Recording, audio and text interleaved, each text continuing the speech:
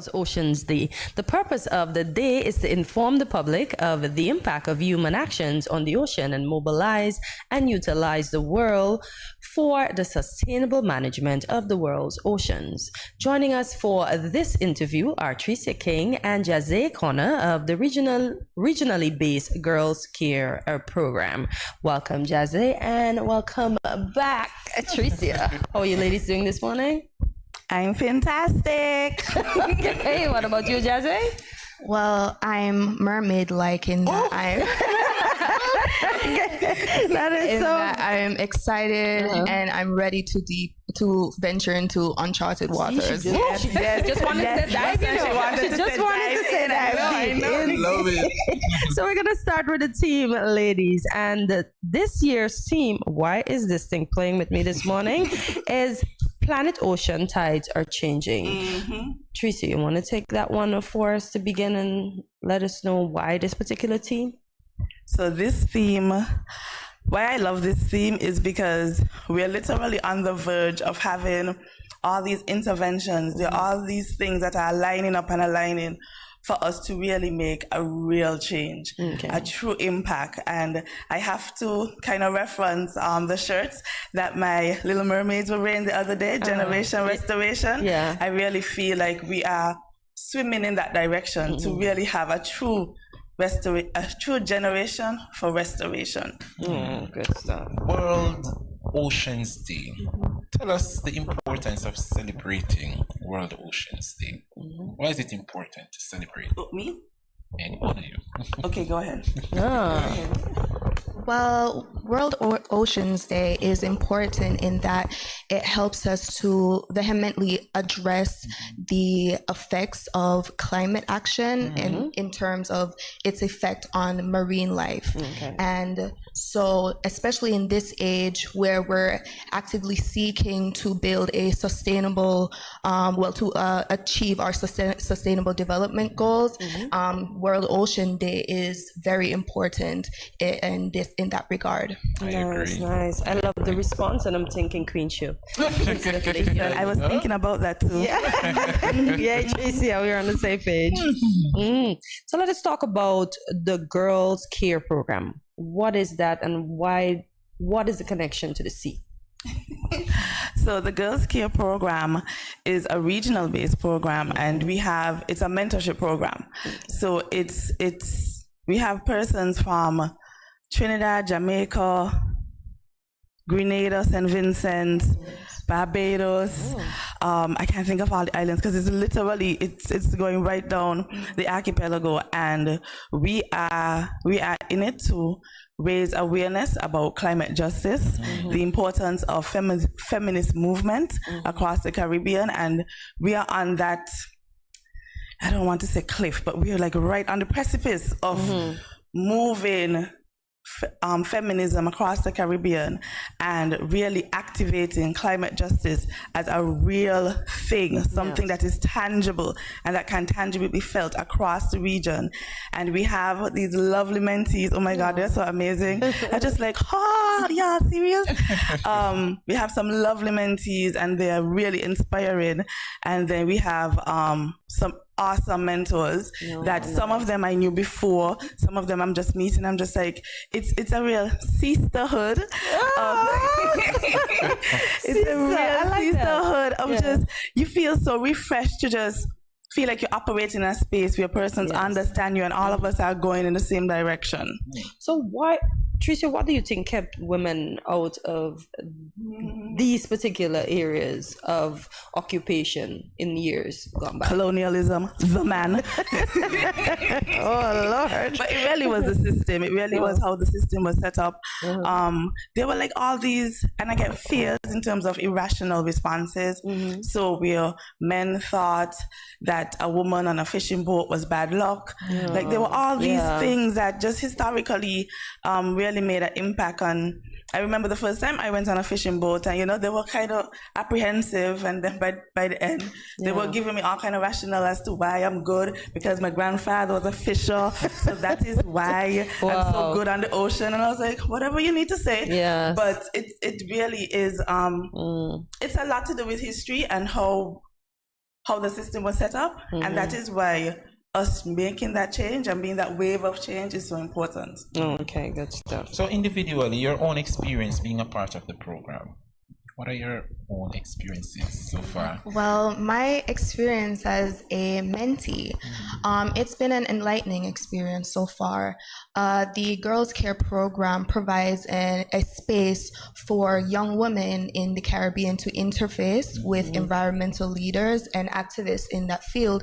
And more importantly, it provides these environmental leaders to impart knowledge as well as opportunities of how you can advance in that specific career field. And so for me personally, my mentor, although Tricia is my mentor here at base, but my mentor, her name is Miss Marissa Danielle. And she is based in Barbados as an environmental justice program officer. And she has been working around the world, giving seminars and other educational programs to help advance the Caribbean agenda for climate change. Well, why you mentioned earlier you cannot swim? Why still get involved with the ocean? What drove you? No, because someone else looking, they can see that you don't have to be something to be involved with something. Right. So what pushed you to that? Was it Tricia?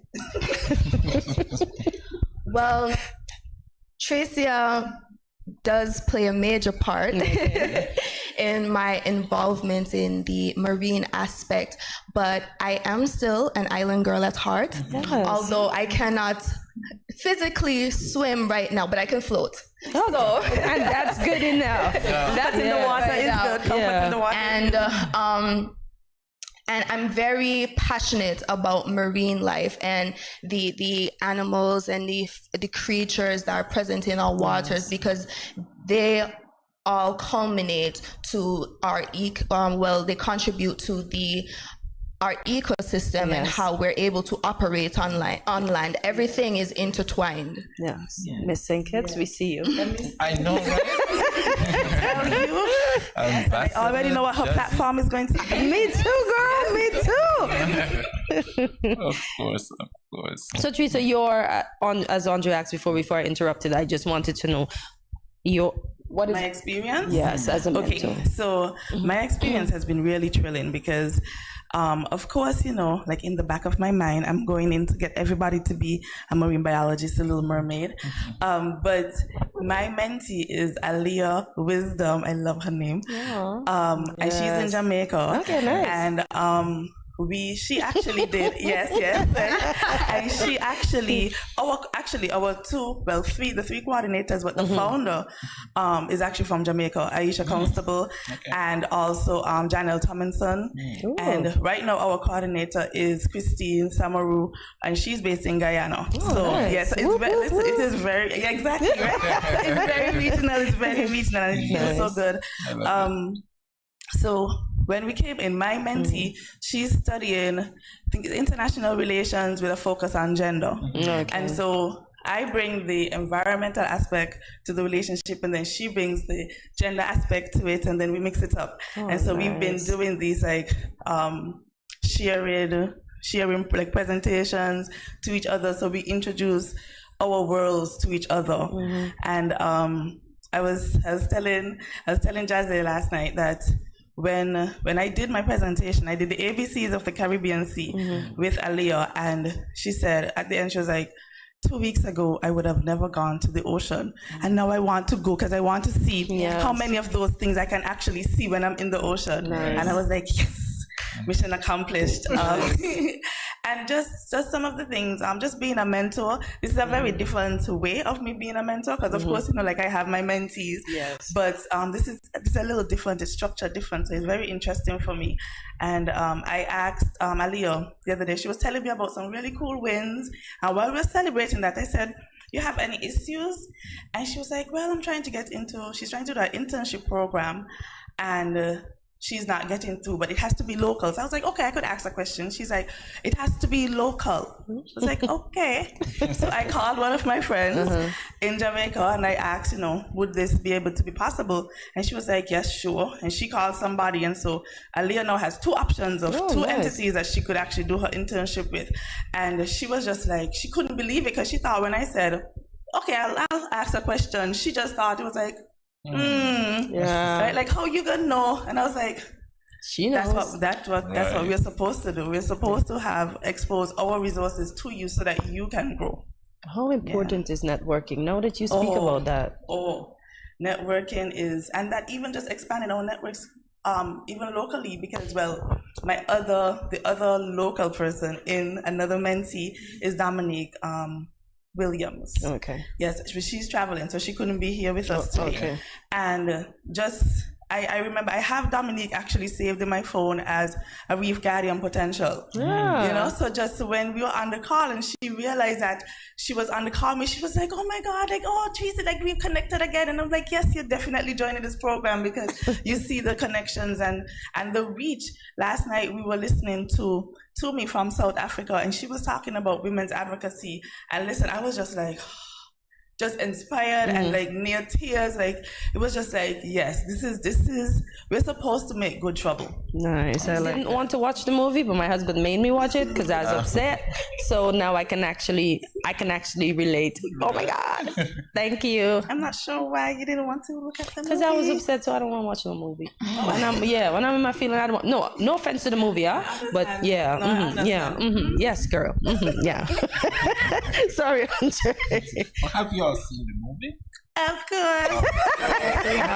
It was amazing. Yeah, it was. But I find she collected too much junk, though. What was that? So again, it really brings to light one of the themes, land-based sources of pollution that affect the ocean, right? So it really, what happens on land affects the ocean. And that was so evident in that movie. Especially with the ship graveyard. Exactly. There was a little high point where, even in the ship graveyard, where it was serving as an artificial reef. So I did see that layer. However, if we have the real reefs, we don't need artificial reefs, right? If we keep the real reefs healthy. No, you say something there. What's an artificial reef? Because I don't know. So literally, like the name says, it sounds like a fake reef. So it's a reef that is man-made. Okay. And it's usually, when it's intentionally done to mimic the reef so that they can attract different levels of sea life. And so it increases the biodiversity, different life. So it increases the biodiversity. Okay. Yes. Okay, cool. Fascinating. Nice. You checking this one? Yep. Okay. Ecosystem value attached to the marine environment was also presented in the movie.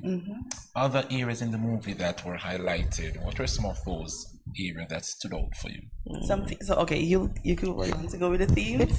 Yes. Well, the Little Mermaid movie 2023, starring Halle Bailey. I know, right? As you can see, Tricia and I are very excited about the film. We're even adorned in our aqua blues. Yeah. So one of the most important themes that were present in the movie was Black girl representation. With Halle Bailey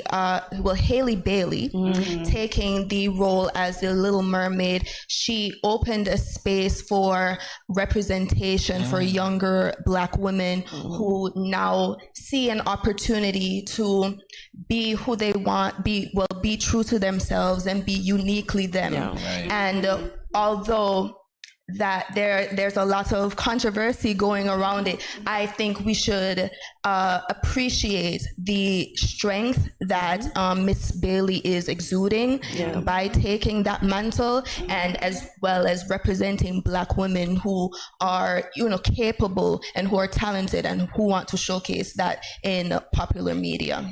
And I look at it, right, because as Black people, we are normally afraid of a sea that we live close to. Yes. And seeing her, as you rightfully said, take on that role in swimming, we show other Black persons that you can be a marine biologist, you can do that. We don't have to leave it up to the other powers that may be. We can take up our space, and I'm happy that you are taking up your space. And Tricia, I keep forgetting to ask you this question every time you come.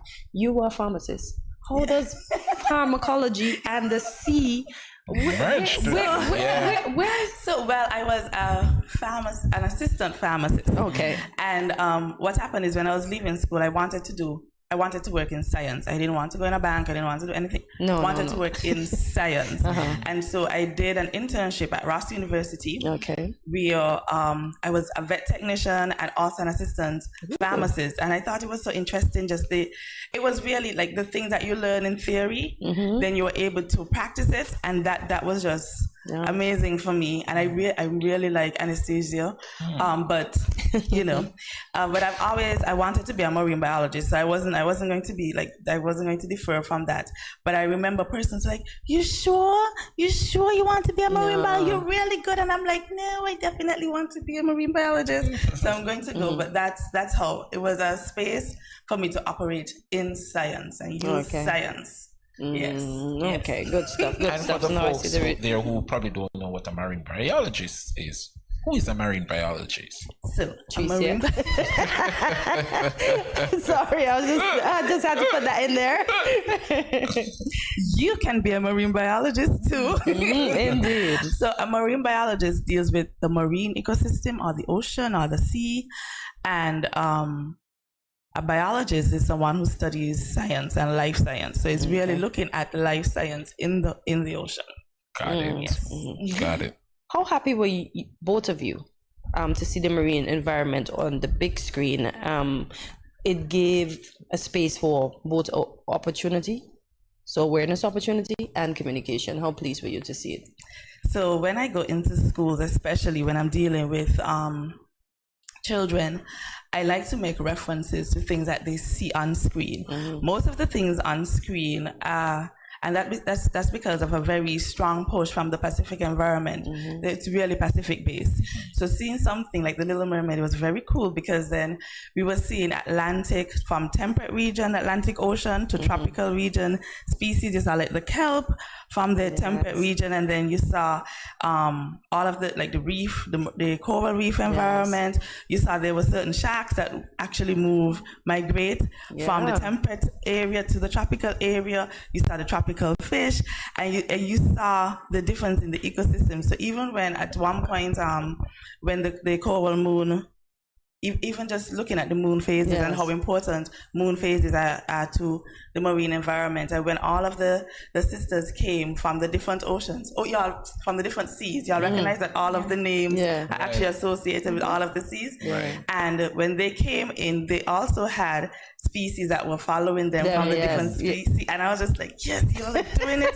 Yes, because then I could make reference when I go, like, remember y'all saw this sea? Remember, because flounder is actually an Atlantic Ocean Sergeant Major, an Atlantic Sergeant Major. So even when we do the ABCs, and I can have him as A, and they right away they recognize it and they add that value to it.